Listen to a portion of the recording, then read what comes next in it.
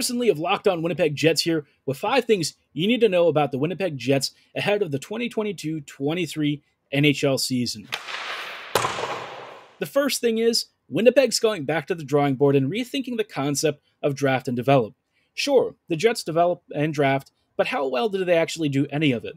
Not well if we're looking at how many players have graduated from their prospect ranks to the NHL ranks. How many prospects do you recall recently have actually made an NHL impact? I can only remember Logan Stanley, and let's be real, that's not quite enough of a record to really see the Jets trusting the process.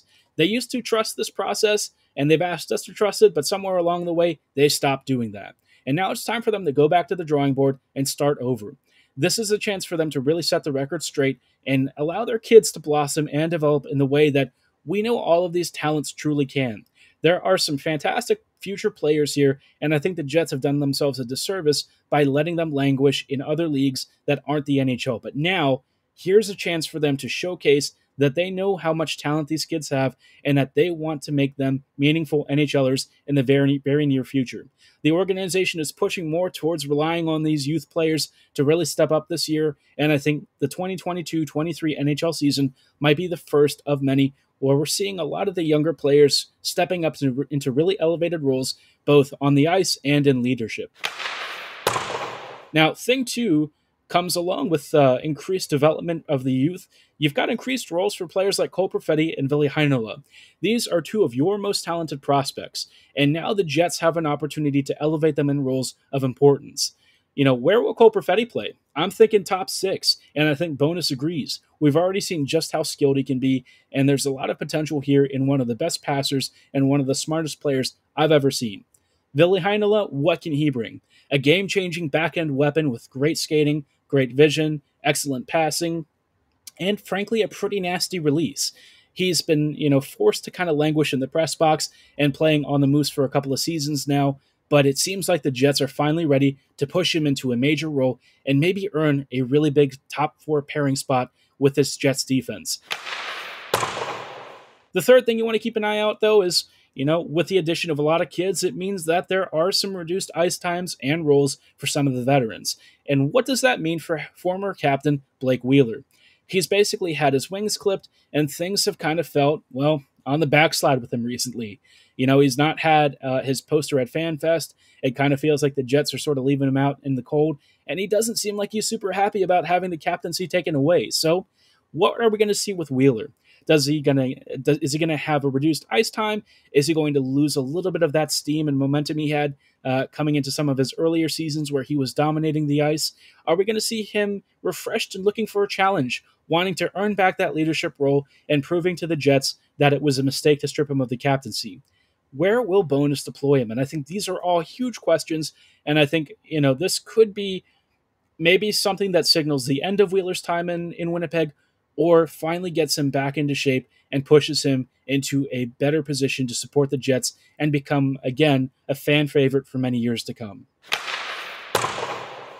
The fourth thing we want to keep an eye out is more aggression from the defense. Bonus has preached about it for many weeks now. We've heard it time and again. He's been very explicit in saying he wants these kids and some of the veterans to really step up and support the forwards offensively. It's news to my ears. I've been waiting to hear this for many years.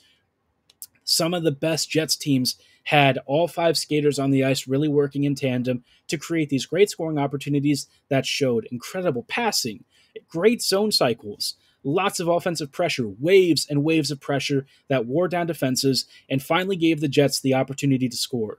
Winnipeg of the 2017-2018 Magical Cup run era, that team could dominate just about anyone, and it's because he had buy-in and participation from every single skater on the ice.